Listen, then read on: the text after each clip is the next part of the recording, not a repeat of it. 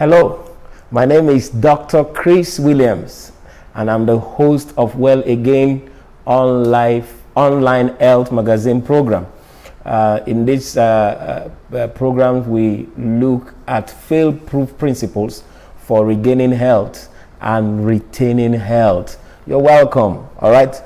Please, as you watch, I would like for you to make sure you subscribe, so that and then also turn on your notifications, and then do well to share with family and friends. All right, all this so that you will be able to know when we come up with new videos, which we intend to do steadfastly from now. Today we want to talk on peptic ulcer, the peptic ulcer disease. Just a way of helping you know what the peptic ulcer disease is, and then what to do with it. Recently, there's been an increase in the rate at which people contact us because of one thing or the other surrounding ulcer. So also depression, and as we talk, you'll see that both of them go hand in hand. Maybe before a couple of weeks, we're also going to do an edition on depression. So what is peptic ulcer? An ulcer is a wound. Okay, maybe we should start from there. An ulcer is a wound, and then in the gastrointestinal tract, the GIT, gastrointestinal tract, that's the GIT, from your mouth to your anus, that's what it's called, the GIT. It's usually lined with mucosa. We call them the GI mucosa, okay? In the intestine, we call them the intestinal mucosa. Now, when there is a breach or a breakdown of the intestinal mucosa, we say there is a gastrointestinal ulcer. All right? Now, sometimes what causes that breach is when the protective, usually there's something that the mucosa has that protects it from being digested by the digestive enzymes and by the stomach acid. Now, when that protective mechanism is overwhelmed, the digestive enzymes in the intestines and the stomach and the acid in the stomach begin to digest the intestinal mucosa, and that creates ulcer. Sometimes the wound can even extend to some other tissues, to the underlying muscles under the stomach or the duodenum. Now, when the ulcer is only in the stomach, we say it is gastric ulcer, and then when it is in the duodenum alone, we say it is duodenal ulcer. But when it affects both the duodenum and the stomach, we say it is peptic ulcer. Okay, and peptic ulcer disease is quite common. Now, this disease can be mild, it can be moderate, and it can be severe. It can be severe such that it becomes a bleeding ulcer, and then it can become life-threatening. The person will need surgery and all that. What are the symptoms? The symptoms include burning. The person begins to feel a burning or a gnawing pain in the epigastrium. Okay, the epigastrium is the beginning part of your chest, the beginning part of your abdomen, actually, the beginning part where your chest faces into the abdomen. That part is the epigastrium. Now the person will be having a burning or a gnawing pain there, and sometimes that pain can be radiated or spread to the back. Okay, usually this pain is such that it is relieved by drinking large volumes of water, or by drinking milk, or by drinking an antacid. When there's a pain that is in your epigastrium, and when you drink a lot of water, it goes down, or you drink milk, or you drink an antacid, that's Mismag or Gestid or Gelusil, it goes down. Then you may just be looking in the direction of ulcer. Okay, so that pain is there, and then the pain can also be a lower back pain. It can be a lower back pain, and then this pain is such that also when you are hungry, it can be worse. Okay, and then also when you in some people, when they just finish eating, it can also be worse. All right, and all that. It can also come with vomiting and nausea. Nausea is when somebody is feeling like vomiting. The person will always be feeling like vomiting, and then sometimes it's outright vomiting. Okay, when you vomit, usually when they vomit, it's the pain gets relieved somewhat. All right, so all these things are the signs and the symptoms of ulcer. When it is become severe, we can begin to see some blood, some tarry black blood in the person's stool. That means the person is already bleeding through the ulcer. Okay, another thing about the ulcer pain is that it awakens the person in the middle of the night, around about 1 a.m. and 2 a.m. It will awake the person from sleep. We have said that it can be accompanied with nausea, and it can also be accompanied with vomiting. Now, what happens is what I've explained. That's the by way of pathology. The protective mechanism that protects the mucosa from being digested by the stomach acid, that's the gastric acid, or by the digestive enzymes, breaks down, okay, reduces, and then the lining begins to be eaten up, begins to be digested. Okay, so that's exactly what happens. What are the causes or the things that provoke ulcer? Number one is stress. Stress brings about ulcer, and I believe that's why there's a whole lot of a flaring in the prevalence of ulcer recently.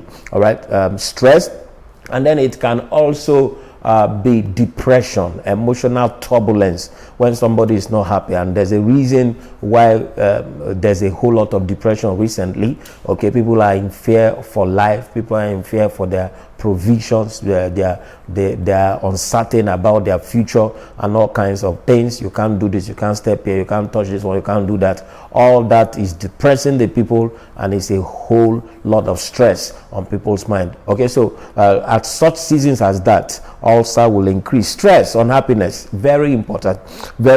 These are causes of ulcer.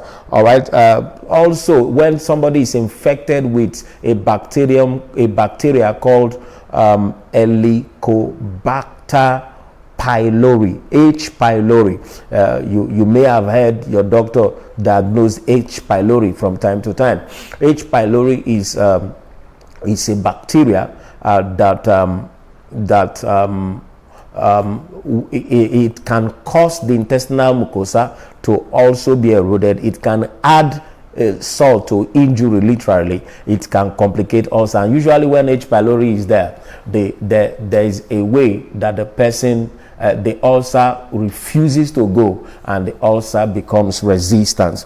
Okay, some other causes of ulcer include prolonged use of drugs like aspirin, drugs in the category called NSAIDs, non-steroidal anti-inflammatory drugs like ibuprofen, like diclofenac, like cataflam, and all those drugs in that category that they use to treat strong pain. They can also cause ulcer. Also, use of steroids like prednisolone, like metazone, can also cause ulcer. They can erode the intestinal lining and cause ulcer. Smoking can also lead to ulcer, and an abuse of alcohol. This can also lead to ulcer. As a matter of fact, studies have shown that people who are heavy smokers and are heavy alcohol users, they are prone to developing ulcer later in life. Also, it's also more prevalent amongst African Americans and the Hispanics, that's the Latinos. All right, and in the blacks generally, we are more predisposed to ulcer. Now, what should you do? What should one do if one were to prevent ulcer, or if you are having ulcer and you want to deal with it? What should you do? Okay, so some of the things we'll be talking will address the prevention, and then whatever addresses the prevention will also is a step in the right direction in treating of ulcer. Okay, in these programs we strictly talk natural approach, use of lifestyle, use of diet, use of food, use of supplements, and use of herbs. Okay, it's called naturopathy. That's what we talk about. All right. Also to remind you, if you like what you're hearing, subscribe so that whenever a new video is released, you can quickly be notified, and then also turn on your notification so that when we send notifications, it can get to you. Also make sure you also do share this with friends and families and people you like, and even the ones you don't like their face too much. All right, so that everybody will be healthy. If we have a healthy world, it will be a better place to live in. I'm telling you, being sick is something else. It's not what you want to go through, and it's not what you want somebody around you to go through, because even if you are not the one suffering the pain, seeing them alone causes pain. All right, so what are the things to do to prevent ulcer and to lifestyle the issues to go about in order to get relief from ulcer? Number one, stop eating or reduce drastically the eating of the following foods.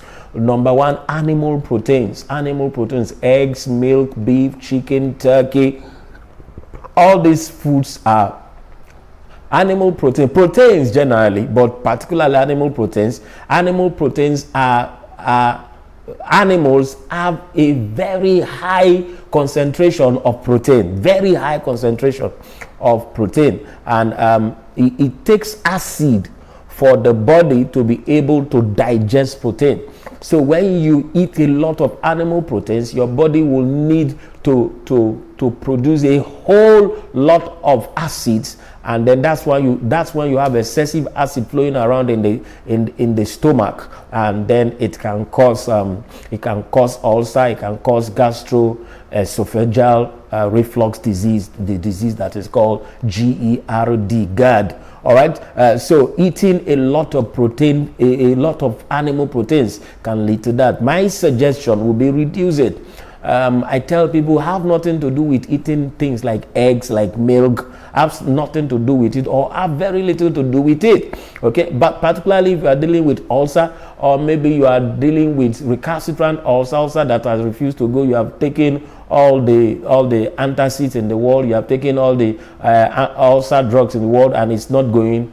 Cut out eating of animal proteins. You can do with fish. And do it very little. The drier it is, the better. Also, eating and abusing of sweet things, even sweet fruits like pineapple, watermelon, mango, and apple, even orange, worsens ulcer. Okay, so you need to reduce them. It's so very important, especially when you are dealing with ulcer. You need to reduce them. All right, so very, very important. Okay, I see some people, they are trying to practice health, so they blend pineapple, they blend it with watermelon and all that, and they are taking it. And then some people, if you really want to be healthy, you need to do away with soft drinks, or what we call carbonated drinks, or what we call sodas. You need to do away with them. They are not helpful in any way. Also, you need to remove anything that is called food that contains refined carbohydrates. Okay, pastas, pastries, packs, macaroni, noodles, you need to remove them from your food. Refined carbohydrates, generally you need to remove them from your food.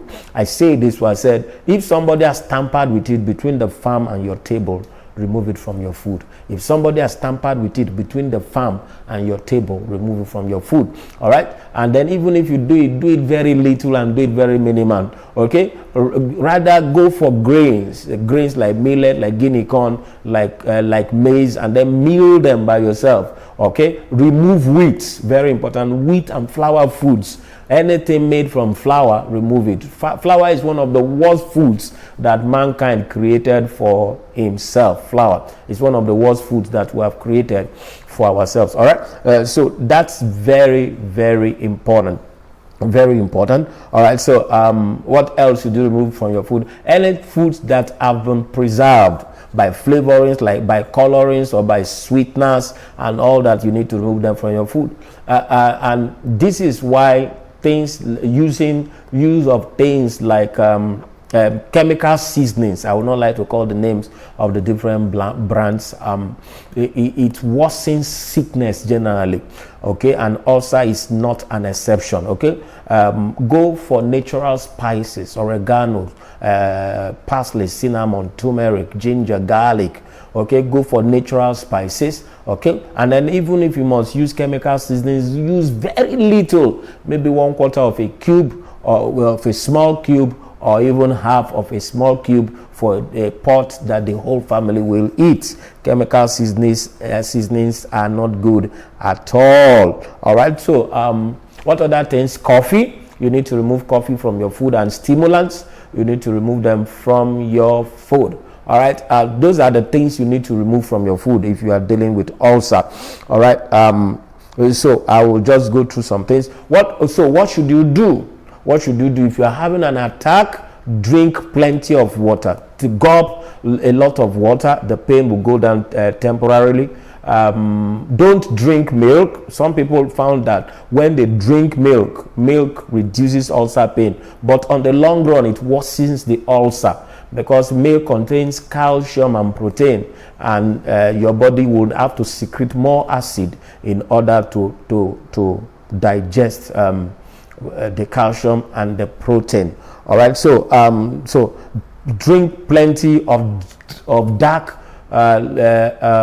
leafy vegetables, cucumber, cabbage, carrot, broccoli, ugu, and all that, spinach and all that. Okay, eat a lot of it, and then from time to time, maybe 2-3 times a week, blend them and drink them. It's so very helpful. Okay, if you drinking cabbage juice is very good, or cabbage smoothie is very good. It's one of the best foods you want to be eating in order to deal with ulcer. Okay, so when you also eat soft foods like potato. By that I mean the Irish potato, bananas. You know, banana is sweet, but reduce it a bit. Avocado. Don't eat foods that are hard. When you eat foods that are hard, like yam, it takes, as the stomach is trying to digest it, the stomach digests food by churning it. Okay, so if the food is hard, such as yam, the stomach has to churn harder, and churn faster in order to digest the food. All right, so eat foods that are soft, or before you eat your foods, make sure they are cooked very soft, very important. And then instead of eating large meals at the same time, eat small meals. It's better. Eat smaller meals at the same time. When you are not fasting, try and eat on time. All right, but in all, I like to leave it that way. When you are not fasting, try and eat on time. All right, but don't overeat. It's very important, because when you overeat, it creates some other diseases in your body. I've talked about drinking large glass of water to get quick relief. Okay, one of the things I didn't remember to say you should avoid is avoid fried foods. It's very important. Caffeine, chocolates, animal fats, carbonated drinks, we said you should avoid them. Avoid heavy use of sugar. We have talked about it. And also salt. If you must use salt, use Himalayan salt or the Celtic Sea salt. All right, I've talked about stopping to use cow's milk. Okay, it reduces the pain on the immediate, but on the long run it worsens the ulcer. Also, you need to do colon cleansing regularly. Therefore, you need to use things like Plantago Vata or Healthy Pap. Okay, Healthy Pap helps to clean out your colon and it's okay. Also, coconut powder can also help you. Okay, and then if you can, avoid non-steroidal anti-inflammatory drugs or aspirin drugs that cause the ulcer pain. Avoid it. Now, quickly, what are the supplements that one can use in order to battle ulcer? What are the supplements that one can use in order to battle ulcer? Okay, I'll try to run through them. Don't forget, subscribe to this page or turn on your notification, like it, share it with friends and family, and then so that you can quickly know when we release new videos. It's so very important. We are committed to your being healthy. Okay, and then some of the herbs and supplements we'll call now, they are available. You can buy them in pharmacies. Okay, but I usually will recommend or ask that people contact us so that we can tell you the brands that are better. There are not all brands in the market are it. Actually, some are just junk, some are chalk and all that. So if you contact us, we'll be able to tell you the brands. We don't want to be pulling down brands on the internet. It's so very important. But if you contact us, we'll be able to tell you the ones to get. All right, and then you have any questions and all that, we can also answer it. Okay, some of the supplements that help to rebuild, to heal the intestinal mucosa and heal ulcer are supplements like L-glutamine. L-glutamine is an amino acid, and it's very good in healing the intestinal mucosa, especially if you use it alongside pyridoxine, which is vitamin B6, and then mild vitamin C. People who know me know that I always talk about using high strength vitamin C's, but for ulcer, and if you are battling ulcer, don't use high strength vitamin C's. You can get your antioxidants from different other sources like selenium or grapeseed extract and all that. All right, but in order to heal ulcer, you will need very little vitamin C, like 100 milligrams 3 times daily. All right, I must say, these things, before you use any of these things that we're talking about, make sure you ask your doctor. It's so very important. Make sure you ask your doctor, because some of them are contraindicated in some conditions here and there. Okay, these things we are doing here is for information purposes, and it's not prescription per se. It's so very important. I'll say it again, it's not prescription. We are just trying to help out so that the people of the world will not continue to suffer out of ignorance. If you must use any of these supplements, contact your doctor. They know you, they know your makeup, they know the things you are passing through, and then ask them if you can use this. They know whether you are pregnant or not. It's so very important. These things are contraindicated in some things. All right, okay, but essentially they are safe if you do not fall into any contraindications, because they are supplements and they are herbs. All right, and then it's important, if you get, the more organic the supplements you get, the more potent they are, and then the more they are able to work for you. So L-glutamine, use it alongside vitamin B6, use it alongside 100 milligrams 3 times daily of ascorbic acid. Also pectin can also help to heal the ulcer wounds. Use of vitamin E, 200 IU on a daily basis, or maybe up to 400 IU on a daily basis, can also help. Okay, this person treating ulcer will need acidophilus. Very, very important. Acidophilus is good bacteria. You take good bacteria into your system, and then there are 2 types of bacteria. Our intestine is full of bacteria. In fact, our body everywhere, there are bacteria everywhere. Okay, so there are good bacteria and bad bacteria. The good bacteria are there doing bad work. The bad bacteria are there doing bad work, and the good bacteria are there trying to inhibit the bad work of the bad bacteria. Okay, so acidophilus is simply a good bacteria that you are taking into your system, so that there will be more bacteria fighting the bad bacteria, bacteria like Helicobacter pylori. Okay, so acidophilus, 2 to 3 capsules daily, very good. Bromelain is an enzyme that you get from back of pineapple.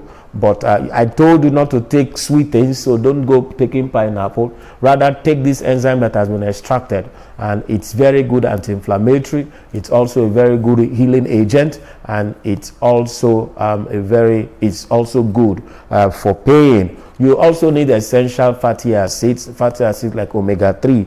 You need it, and then you need proteolytic enzymes. You need pancreatic enzymes.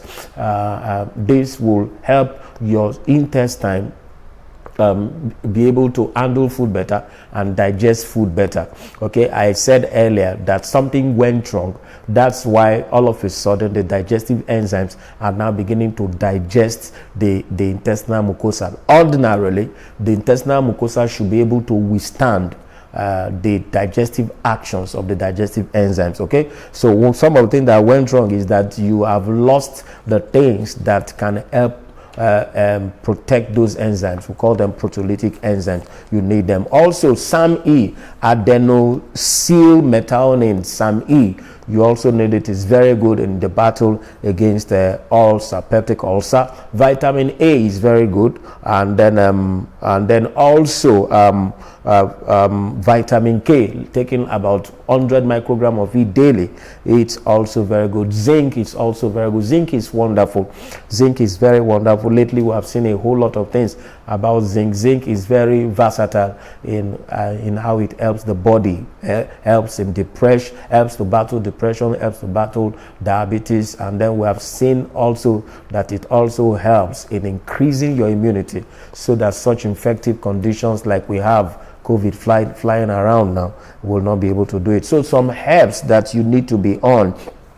Number one, you need to be on something that will be cleansing your colon. You need to be on Plantago Vata Healthy Pap. You need to be on Detox Tea. Detox Tea contains mistletoe, burdock, male thistle, peppermint, and all that.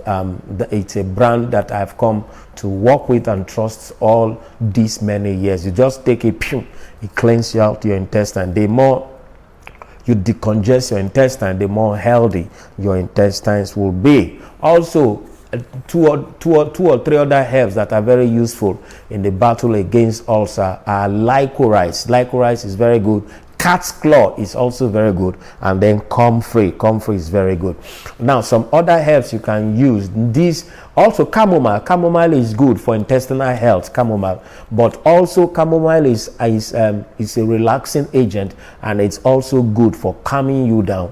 Okay, so when you are suffering stress and anxiety, we say stress and anxiety is part of the causes of ulcer. Taking chamomile and just before you go to bed keeps you calm down and all that. Okay, chamomile, valerian root, kava, lemon balm, all these are herbs that help to calm you down and all that. Okay, passion flower, so many of them. All right, so do not forget, contact us so that we can direct you on where you can get all these things. It's so very important. Contacts are there, and then also if you have any testimonies from this, you can also place from using some of our applying some of the things that we have said after you have been cleared by your doctor. Don't forget, it's so very important. Then you can share good reports. Want to hear from you, want to read from you, and then if it's comments, you can do that. All right. The phone number there you can send. Usually, our preferred way of contact is by WhatsApp. Okay, so you want to WhatsApp us, or you want to use some other means to reach us. It's so very important. Also, you can reach us through the media where you are watching from, and then we will get back to you. All right, do not forget, Well Again will come your way regularly, and this is Dr. Chris. We are in Well Again. We are committed to teaching natural approach to health, fail-proof principles and protocols for regaining health and retaining health. Till I come your way again next time. Bye-bye. Do not forget, subscribe, like, turn on your notification, share with friends and family, and let's hook up together and see if we can clear this head of sickness. Bye-bye. Thank you.